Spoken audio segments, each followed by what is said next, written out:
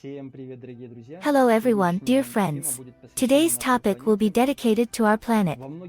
In many traditions and in the prophecies, both authoritative and non-authoritative, as for example in predictions of the channelings, there are all sorts of forms of explanation how it will be to transform people's destinies, the fate of the planet itself and what will happen as a whole. From the position of all sorts of psychics, the same channelings, they tell us that we'll connect to our planet with a special mystical energies, and something like to plug it into some kind of socket in the head and lit up. I cannot confirm this.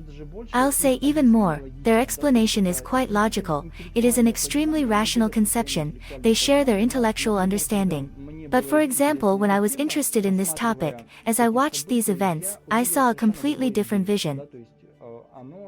It fundamentally doesn't match the way they explain it. I don't know why. I'm going to tell you today about a vision regarding the same subject, as I have seen, and we will mention again today the topic related to the description of the 144,000 saints of the righteous who are mentioned in the revelation of John the Evangelist. I was also interested in this topic, and right now I will answer a few questions. So the vision was basically that I began to recite the mantra, and I wanted to receive a mystical vision of revelation related to this process of cleansing. Once again, I want to explain so that we understand.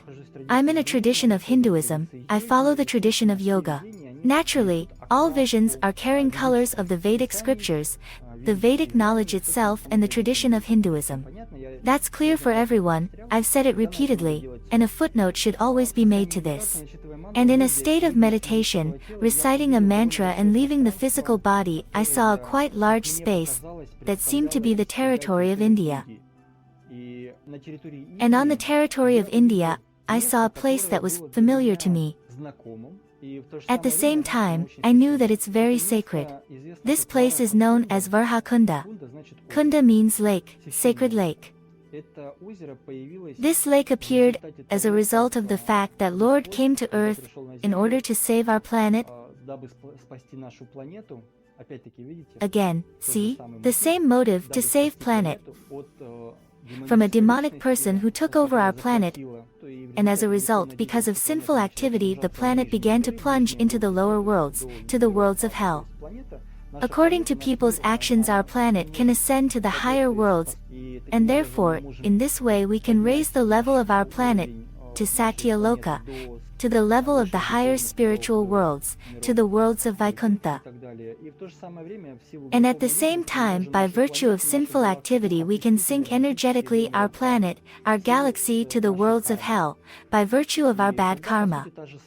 And at the time, in essence, the situation was unfolding in the same way. By virtue of the activities of a demonic personality that has taken control over all three worlds, sinful activity started to manifest so strongly on the planet that our planet began to fall into the lower world, and the Lord came in the form of a boar. This is a very unusual avatar. Is very mystical. This is how it is perceived. I think you feel that ambiguously. Why in the form of a wild boar? I'll explain right now. It's because the lower world is associated with dirt, with places that contain sewage. The planet began to sink into the unclean energies. The boar is a creature that tolerates with joy any dirty places, unclean areas.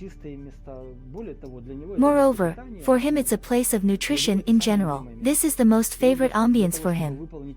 And the Lord, in order to accomplish the difficult mission to descend into the lower world, manifested himself just like these aggressive animal energies, the energies of a boar. So he came in this form. Accordingly, Goddess Lakshmi, his wife, also came like a wild boar, and afterwards when they completed their missions were also given birth piglets. Lord Shiva had to come and kill the boar Varha, because that didn't want to go to heaven and it could have stayed on the planet for a very long time. And I found myself on a hill, being in a state of meditation. This is a sacred hill on which there is a very holy place called Varhakunda. This hill is known as Hill Tirumala. On the same hill is the famous deity Venkateshvara. Me and my friends went to this place and performed ablution in this sacred lake. By the way, is a very sacred place. It's a very sacred lake. My friends still don't understand what a cool places we have visited. They're like just some tourists from Russia. They are idle, they don't understand anything, they don't realize. But the time will come, it will pass 5, maybe 10 years and they'll understand what a holy places they visited, what shrines they saw and touched. These are just nectar places. And coming back again, in a state of meditation I found myself in this place and I saw in front of me a sacred lake. By the way, it's small, long as 200 to 300 meters. Width about 100 meters. It had a rectangular shape with very clean water. Depth was about 2 or 3 meters. By the way, I really liked that water. Sometimes I even remember about it with a sense of pleasure. Seeing this sacred lake, at the same time I saw a woman. A woman who was heading to this lake. She was very beautiful in person. I even admired her beauty. You won't believe it. But in the spiritual world I've had several times to see the divine energies, particular feminine forms of a divine mother or sooner her divine manifestations. They are always perfect. These are women's bodies which are perfect in all their parts. Not just the face, but also hips and posture and shoulders and arms and legs and feet. Everything was amazing. You just can't take away the eyes of all this beauty. And this woman possessed these qualities, she was beautiful in herself. She was going in the direction of this sacred lake. She was walking in a state of depression, in a state of some kind of inner grief. And that's not all. She was wearing very beautiful and expensive clothes, and it was evident that she was a goddess, but these beautiful clothes were so dirty and so dilapidated. You know, imagine a queen who lives for a very long time wearing just the same clothes. She will be looked regal, embroidered with a golden thread, with gemstones. But her clothes were old, shabby. The seams were creeping out. Somewhere were holes, somewhere patches, and so on. That was the kind of clothes she was wearing. Her clothes were worn out and dirty.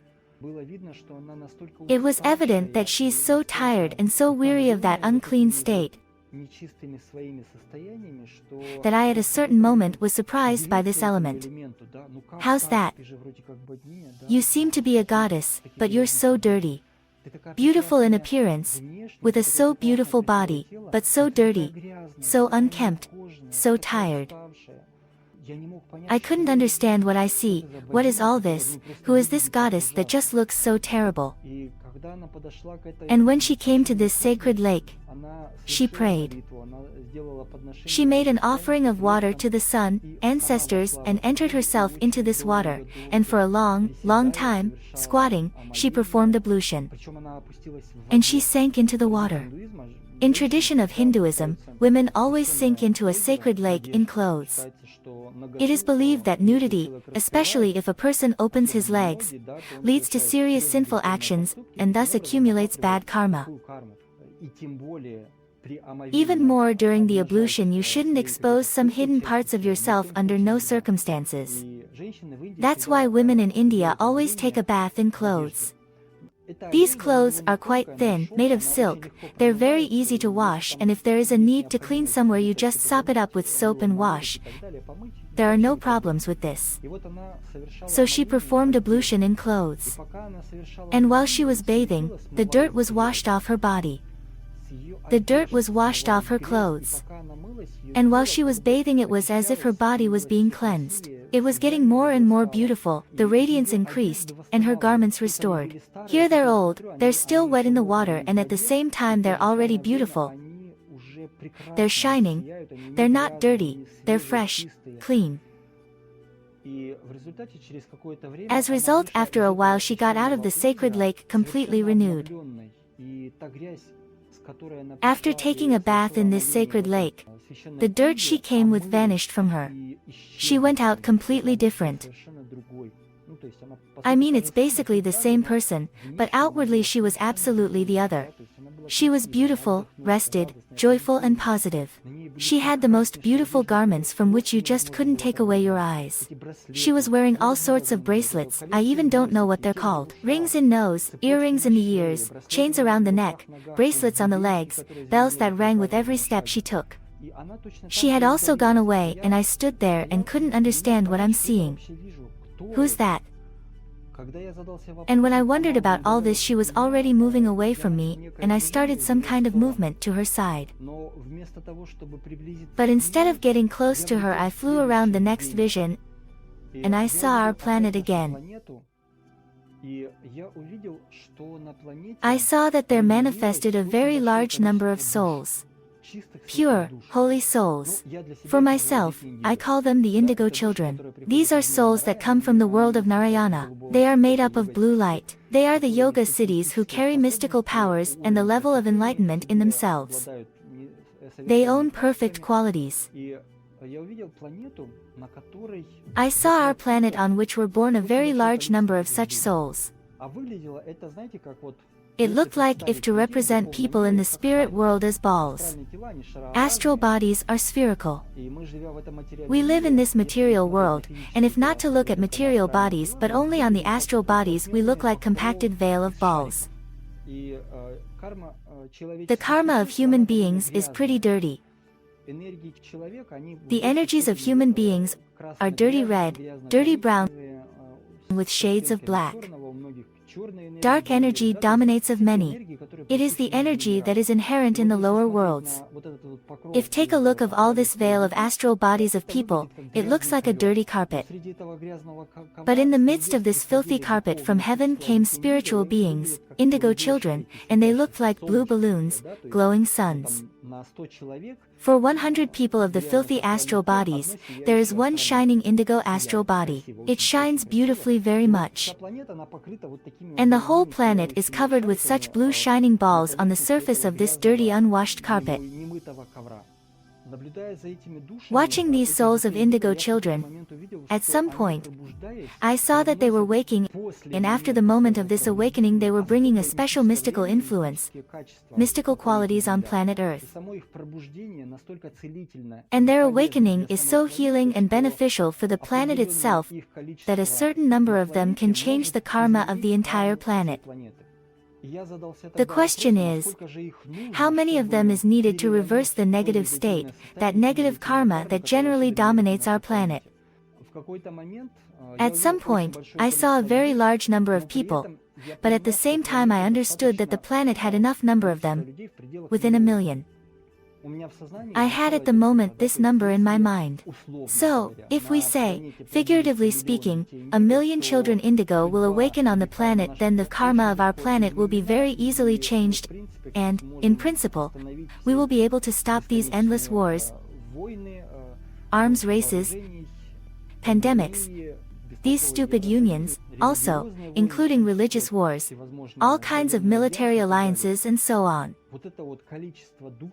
This number of souls is really capable to change energetically the development of the planet's existence to better. Considering these indigo souls, I realized that these two events, the bathing of the goddess in sacred lake and the appearance of the indigo children on the planet, they are related. Why did the children indigo begin to appear on the planet? Because this goddess performed a bath, and this is the goddess who is known in the history of the Vedic scriptures as Priti Devi. She is a divine mother, the goddess of our planet.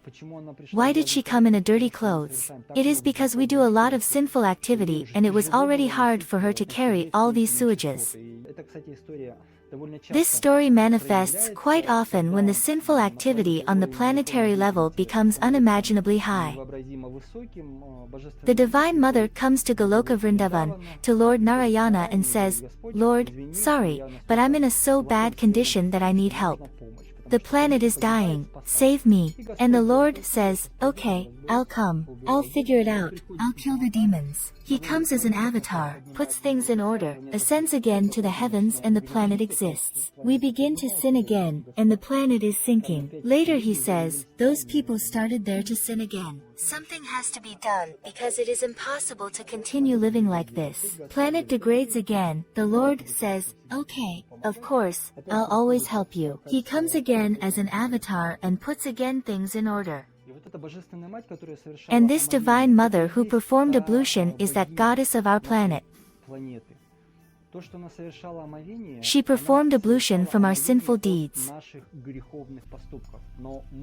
We are not separated from our sinful acts, and most likely this is how she commits ablution also from undesirable non-spiritual beings. These are karmic heavy souls who exist on our planet. She is just washing them away.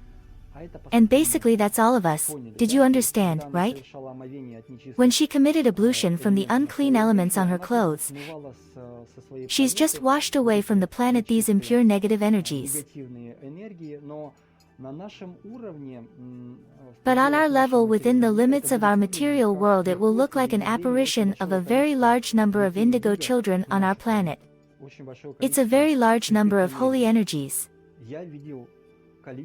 I've seen quantity equal to 1 million. I don't know how it was possible to calculate. When I saw this number of people for some reason I thought there must be 1 million. I didn't count, I am saying sincerely. But inside of me was this figure. This number of people varies in different traditions.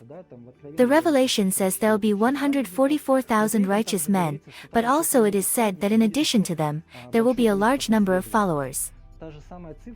Approximately the same figure, 154,000, is specified in the tradition of Tibetan esoteric Buddhism. It is the number of followers of Buddha Maitreya.